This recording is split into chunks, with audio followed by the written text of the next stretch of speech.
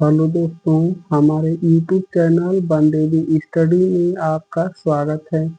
तो आज हम आपके लिए यहाँ पर दोस्त Assam rifle technical and tradesman का जो 2025 में भर्ती आई थी और इसके जो भी हमारे भाई फिजिकल और इंटरव्यू अगर पास कर चुके हैं तो उनके लिए यह 100% सलेक्शन वाली क्लास है।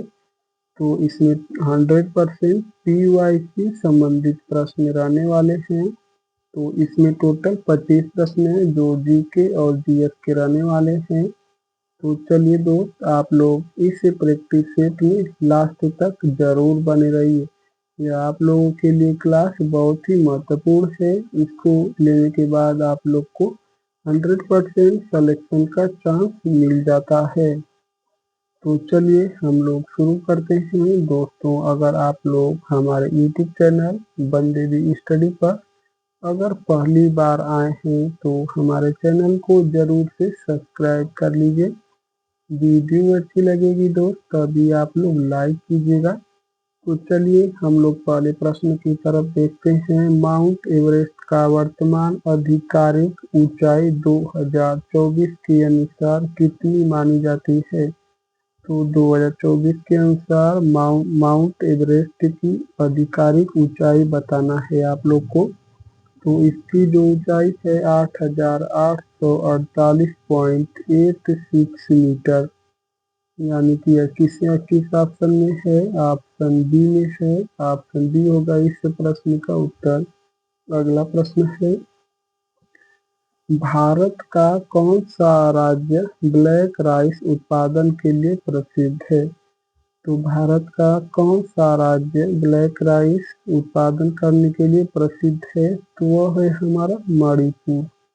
मणिपुर ब्लैक राइस उत्पादन करने के लिए प्रसिद्ध है। ऑप्शन बी होगा इस प्रश्न का उत्तर। अगला प्रश्न है, चक्रवात मोचा 2023 में सबसे अधिक कहाँ असर डाला था? यानी कि जो चक्रवात 2023 में मोचा नाम से आया था, यह सबसे अधिक किसे प्रभावित किया था? तो वह जो दोस्तों था वह हमारा म्यांमार को, यानी कि ऑप्शन बी होगा इस प्रश्न का उत्तर, म्यांमार। अगला प्रश्न है, DRDO द्वारा विकसित स्मार्ट तकनीक का उद्देश्य क्या है? तो सबसे पहले आप लोग DRDO की स्थापना जान लीजिए। तो DRDO की स्थापना 1 जनवरी सन 1958 को हुई थी और DRDO का फुल फॉर्म होता है defence research and development organisation. DRDO द्वारा विकसित स्मार्ट तकनीक का जो उद्देश्य है वह है हमारा torpedo launching system. Torpedo launching system option B होगा इस प्रश्न का उत्तर। अगला प्रश्न है, 2023 में भारत का सबसे बड़ा सेमीकंडक्टर प्लांट किस राज्य में प्रस्तावित है? तो 2023 में भारत का सबसे बड़ा सेमीकंडक्टर प्लांट किस राज्य में प्रस्तावित है? तो वह है हमारा गुजरात राज्य में, यानी कि ऑप्शन बी होगा इस प्रश्न का उत्तर, गुजरात। गुजरात राज्य की राजधानी गांधीनगर है। अगला प्रश्न है, हार्नबिल महोत्सव किस राज्य से संबंधित है? तो अभी हाल ही में हार्नबिल नाम के पक्षी का संरक्षण अभी हाल ही में तमिलनाडु में किया गया है। तो तमिलनाडु राज्य में हार्नबिल पक्षी है, एक हार्नबिल पक्षी का नाम है। यह हार्नबिल महोत्सव दूसरा है, मैं आप लोग को अच्छे से समझा रहा हूँ। यह वर्तमान का करंट अफेयर है दोस्त। हार्नबिल पक्षी का संरक्षण अभी हाल ही में तमिलनाडु राज्य में शुरू किया गया है, ठीक है। और यह जो हार्नबिल महोत्सव है यह नागालैंड में प्रमुख रूप से मनाया जाता है। हार्नबिल महोत्सव नागालैंड में मनाया जाता है। तो ऑप्शन बी होगा इस प्रश्न का उत्तर। भारत के किस राज्य में डिब्रू सैखोवा बायोस्फीयर रिजर्व स्थित है? तो डिब्रू सैखोवा बायोस्फीयर रिजर्व हमारा असम में स्थित है। और अभी हाल ही में एक मछली खोजी गई है जिसका नाम है पेंथिया डिब्रूगढ़सेंसिस। पेंथिया डिब्रूगढ़सेंसिस, यह भी असम में हाल ही में खोजी गई है। यह करंट अफेयर है दोस्तों। डिब्रूगढ़सेंसिस, पेंथिया डिब्रूगढ़सेंसिस हाल ही में एक मछली की प्रजाति खोजी गई है, वो भी असम में स्थित है। और डिब्रू सैखोवा बायोस्फीयर रिजर्व हमारा असम राज्य में स्थित है। तो ऑप्शन ए होगा इस प्रश्न का उत्तर। अगला प्रश्न है, भारतीय संविधान का कौन सा अनुच्छेद राष्ट्र की अखंडता की बात करता है?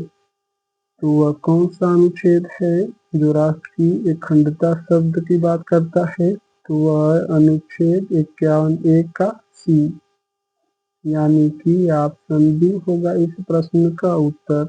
अगला प्रश्न है, INS विक्रांत 2022 से किस श्रेणी का युद्धपोत है? तो INS का अर्थ होता है इंडियन नेवल शिप विक्रांत।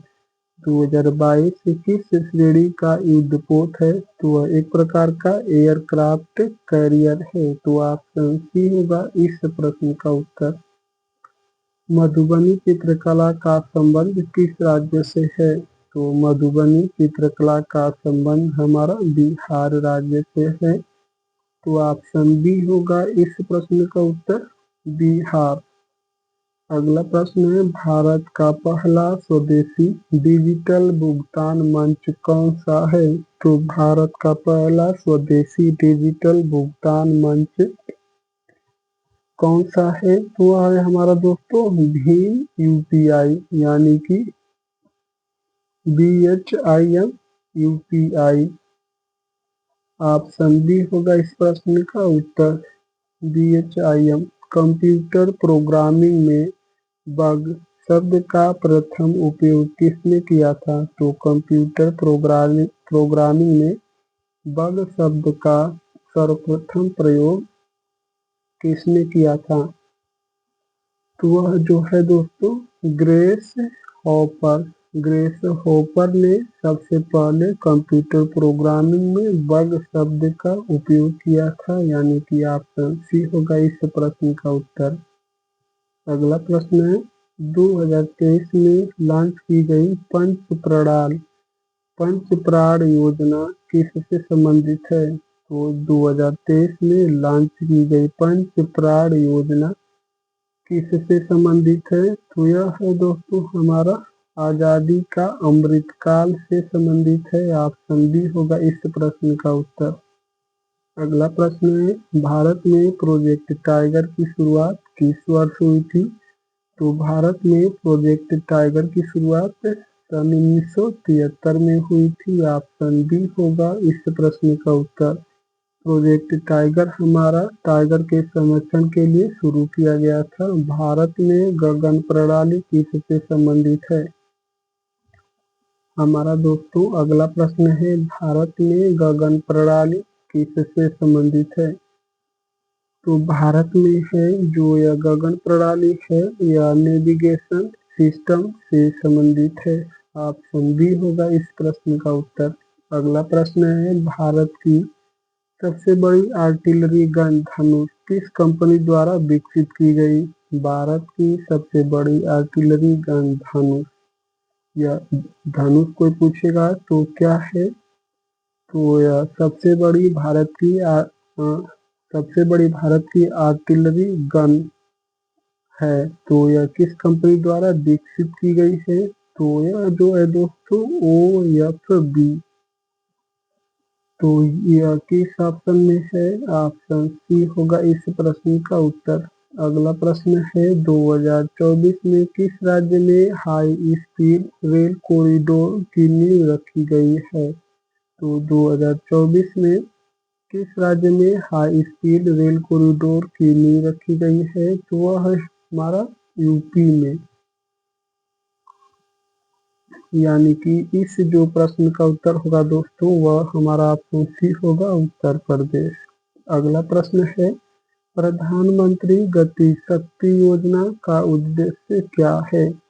तो प्रधानमंत्री गति शक्ति योजना का जो प्रमुख उद्देश्य है वह है हमारा इंफ्रास्ट्रक्चर का समेकन, यानी कि ऑप्शन बी होगा इस प्रश्न का उत्तर।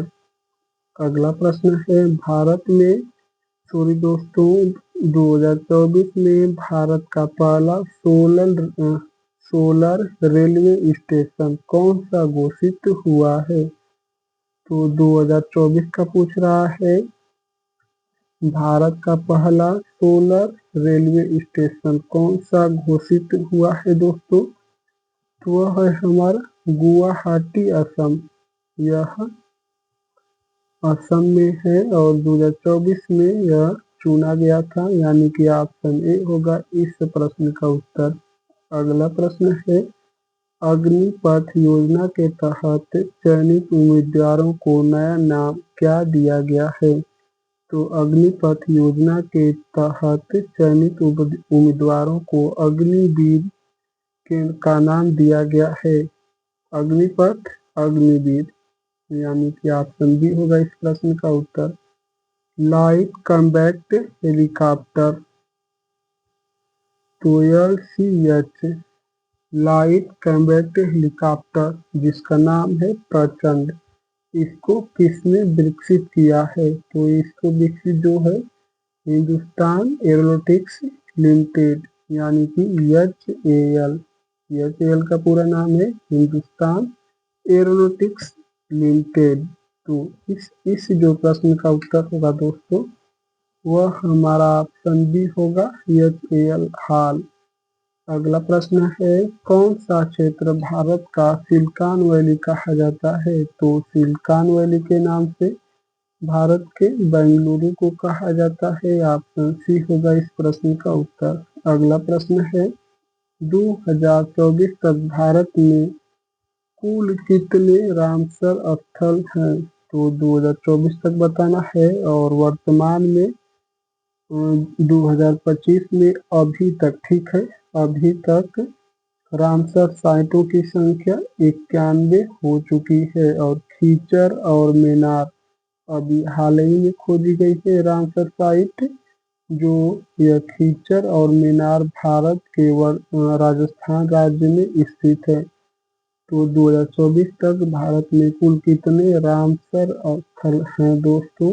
तो वह जो है टोटल 80, यानी कि इस जो प्रश्न का उत्तर होगा वह हमारा ऑप्शन बी होगा 80।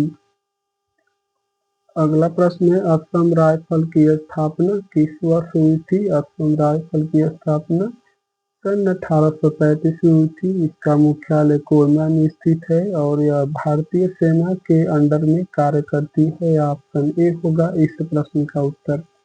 अगला प्रश्न है किस भारतीय को विनचेस्टर ऑफ इंडिया कहा जाता है? तो यह हमारा आज का लास्ट प्रश्न है। इस प्रश्न का उत्तर आप लोग को कमेंट में बताना है। देखते हैं हमारे कितने भाई इस प्रश्न का उत्तर कमेंट करके बता पाते हैं। तो दोस्तों अगर आप लोग हमारे YouTube चैनल बनदेवी स्टडी पर अगर पहली बार आए हैं तो हमारे चैनल को सब्सक्राइब कर लीजिए। वीडियो अच्छी लगी है तो लाइक करना मत भूलना दोस्तों। और आप लोग यह भी कमेंट करके बताइए कि यह जो मैं आप लोगों के लिए 25 प्रश्न लेकर आया था, इन 25 प्रश्नों में से आपको कितने प्रश्नों का जवाब सही सही पता था। और आप लोग अपनी समस्याओं को हमारे कमेंट बॉक्स में जरूर से छोड़ दीजिए। आप लोग का बहुत बहुत धन्यवाद दोस्तों।